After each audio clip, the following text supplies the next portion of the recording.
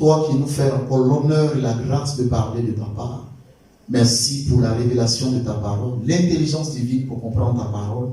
Bénis cette session au nom de Jésus-Christ. Amen. Je vous salue dans le nom de Jésus-Christ. Ce matin, nous allons débuter un thème en deux parties. Le thème, c'est mes choix, ma destinée. Genèse chapitre 13, verset 8 au verset 13. Je lis la parole de Dieu. Abraham dit à Lot qu'il n'y ait point, je te prie, de dispute entre toi et moi, ni entre mes bergers et tes bergers, car nous sommes frères. Tout le pays n'est-il pas devant toi?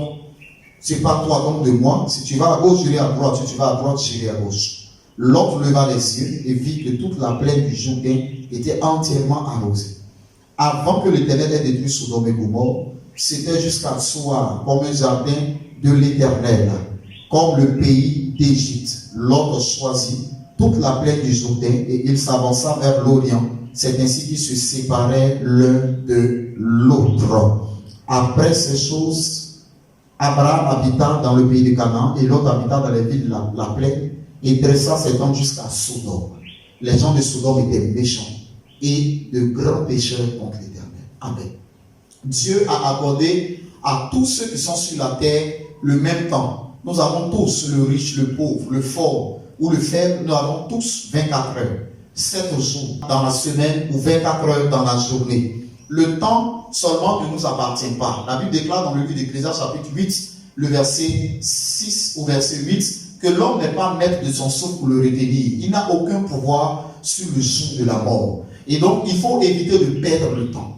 Et l'une des choses qui modifie la vie des gens, qui la modifie positivement ou négativement, l'une des choses qui fait que, quelquefois, on a l'impression que nous sommes ralentis ou accélérés, c'est nos choix. Et le thème que nous allons traiter aujourd'hui, c'est mes choix, ma destinée. Pourquoi mes choix, ma destinée? Le livre que nous avons lu nous parle de l'histoire d'un homme que vous connaissez, Abraham et Lot.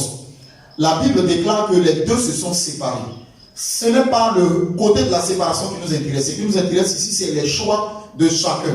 La Bible déclare que pendant qu'Abraham a choisi un lieu désert, Lot s'est permis de choisir un lieu où les choses étaient bonnes. La Bible dit qu'il a pris une plaine qui était carrément arrosée. Lot n'a même pas vérifié. Lot n'a même pas envisagé l'avenir de son choix. Le choix que Lot a fait, nous allons voir par la suite que ce choix va modifier sa destinée. Ce choix va détruire sa destinée. La Bible déclare dans le livre de Genèse 19, le verset 24, effectivement, que Dieu a détruit Sodome et Gomorrhe. Effectivement, nous voyons que le choix de Lot a été un problème pour lui. Pourquoi? 1. Parce que Dieu a détruit Sodome et Gomorrhe. Genèse 19, verset 24. 2. Parce que l'homme a perdu sa femme qui a été changée en statue de sel. Genèse 19, verset 26. Parce que toi, les filles d'Abraham ont commis une abomination parce qu'elles avaient été affectées et infectées par la vie des gens de Sodome et Gomorrhe. Lorsque nous avons lu, la Bible déclare que les gens de Sodome et Gomorrhe étaient méchants et qu'ils étaient même de grands pécheurs devant l'Éternel. En Genèse 19, verset 37 à 38, la Bible enseigne que les filles d'Abraham ont eu des enfants en commettant un grave péché. Le choix que vous faites, les choix que vous faites peuvent modifier votre destinée. Faites attention. L'objectif de ce thème, c'est de vous apprendre que vos choix ont une portée capitale.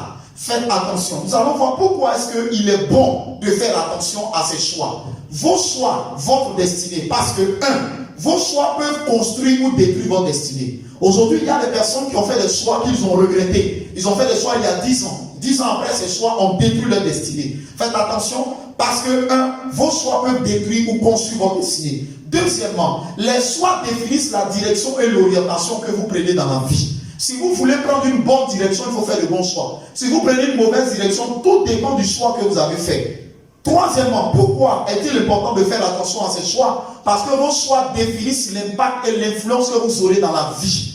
Lorsque vous allez voir Pierre et ses amis, ils ont choisi de suivre Jésus. Effectivement, l'impact et l'influence qu'ils ont eu sur l'Asie mineure, comme Paul, l'impact et l'influence qu'ils ont eu sur Israël dépendait du choix qu'ils avaient fait de suivre Christ.